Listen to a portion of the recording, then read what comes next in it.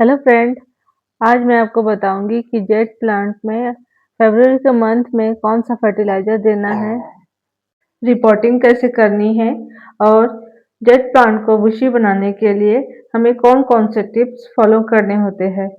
तो फ्रेंड, ये देखिए मेरे पास बहुत सारे प्लांट हैं, लेकिन मैंने अभी 3-4 पौधे ही ली हूँ दिखाने के लिए। ये देखिए, मैं इसको पीकॉक के शेप में रेडी कर रही हूँ। इसको मैं 6 मंथ पहले से ही शेप देना स्टार्ट किया है, क्योंकि अभी डोरमेंसी था तो उसकी ग्रोथ अभी उतना ज़्यादा नहीं है। ये देखिए, मैं एक आर्च शेप की बना रही हूँ और एक हार्ट शेप का प्लांट है, और ये जो है ये एक बोनसाई ट्री के रूप में मैं इसको रेडी कर रही हूँ। जैसे कि हम सभी जानते हैं कि जेट प्लांट एक बहुत ही हार्डी प्लांट है, और ये सक्युलेंट वैरायटी का प्लांट होता है जिसके लीफ में पानी जमा हुआ रहता है। ये प्लांट फुल्ली आउटडोर प्लांट होते हैं, जिसको 6 से 8 घंटे की धूप मिलने से ये प्लांट बहुत ही अच्छे तरीके से ग्रो करता है। लेकिन अगर 6-7 घंटे ना हो तो कम से कम 4-5 घंटे की धूप तो इसे चाहिए ही चाहिए है। ये देखिए, ये एक ऑस्ट्रेलियन जेड है, और इसकी पत्ती थोड़ी-सी लंबी होती है, और जो दूसरा प्लांट आपको दिख रहा है, वो वो प्लांट की पत्ती थोड़ी-सी चपटी होती है और मोटी-मोटी सी होती है, और छोटी-छोटी भी रहती है इसकी लीफ। हम इसको jade plant, crassula ovata, elephant bush ऐसे ही बहुत सारे नामों से जानते हैं। अगर हम इस प्लांट को इंडोर रखते हैं तो इसके पत्तियां पीली होकर गिरने लगती है, और इसका जो स्टेम होता है वो बहुत ही लैगी सा लंबा, और इसके पत्तियां बहुत ही दूर दूर आती है। लेकिन इसको अगर हम आउटडोर रखते हैं, फुल्ली सन में रखते हैं, तो इसकी पत्तियां बहुत घनी घनी निकलती है, और ये जेट प्लांट बहुत ही बुशी हो जाता है कुछ ही दिनों में। जेट प्लांट को बुशी बनाने के लिए हर 15-20 दिनों में हमें पिंचिंग करने की ज़रूरत होती है। इससे हमारा प्लांट नए नए नए ब्रांच निकलते रहता है, और पिंचिंग करने से जेट प्लांट का जो तना होता है वो भी काफ़ी जल्दी मोटा हो जाता है, क्योंकि प्लांट की एनर्जी उसके लीफ में नहीं जाती है, सीधा उसके ट्रंक में आ जाता है। इसलिए हमारे प्लांट का जो तना होता है वो काफ़ी जल्दी मोटा होने लगता है। जैसे कि हम सभी जानते हैं कि जेट प्लांट एक सक्यूलेंट प्लांट होता है, जिसको इसका मतलब है कि इसमें पानी ज़्यादा नहीं देना है हमें। ओवर वाटरिंग हमें इस प्लांट में बिल्कुल भी नहीं करना है। ओवर वाटरिंग करने से इसका जड़ नीचे से गलने लगता है और हमारा प्लांट खराब हो जाता है। बात करते हैं मिट्टी की, तो जेट प्लांट के लिए हमें बहुत ही वेल ड्रेन सॉइल बनाने की ज़रूरत होती है।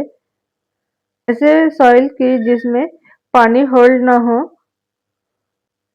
सॉइल में हम 50% सॉइल और 30% रिवर सैंड और 20% गोबर की सड़ी हुई खाद या फिर वर्मी कंपोस्ट हम ले सकते हैं।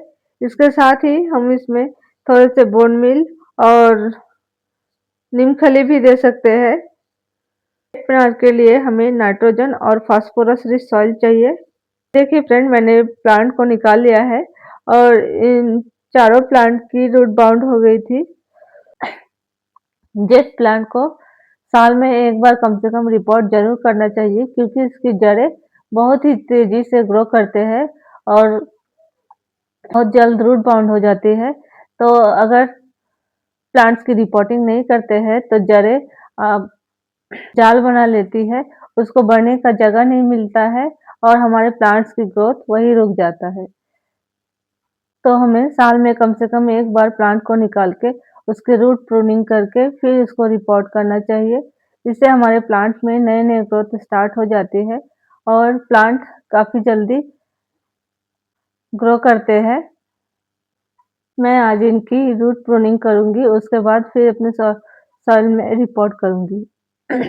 फ्रेंड, जेट प्लांट को वाटरिंग भी बहुत ही सावधानी पूर्वक करनी चाहिए क्योंकि इसमें हमें ओवर वाटरिंग नहीं करना है। जब इसके गमले की ऊपर की सॉइल पूरी तरह से सूख जाती है, तभी हमें इसमें रिपोर्ट करना चाहिए, सॉरी वाटरिंग करना चाहिए।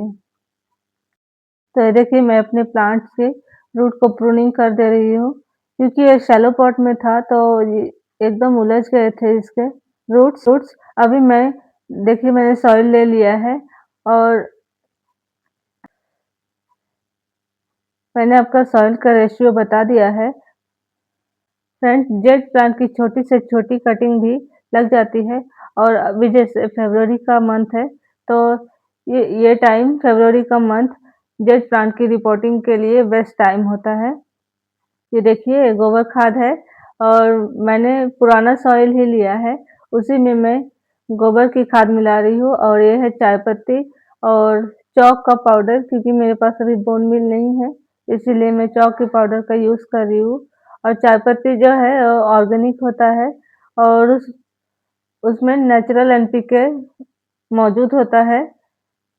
तो अब सॉइल को मिक्स कर लेते हैं, उसके बाद हम इसकी रिपोर्टिंग करेंगे। देखिए फ्रेंड, मैं चाय पत्ती और जो चॉक का पाउडर है उसको मैं मिट्टी डाल के उसके बाद लेयर जैसे बना रही हूँ। उसके बाद फिर मैं इसमें मिट्टी डाल दूँगी, फिर अपना प्लांट को लगाऊँगी।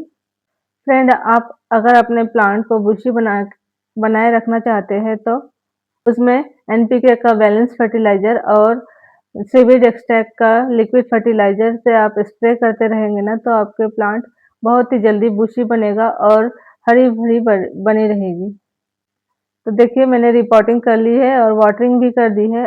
इसको अच्छी तरह से सॉइल मिक्स को पूरा भिगा देना है।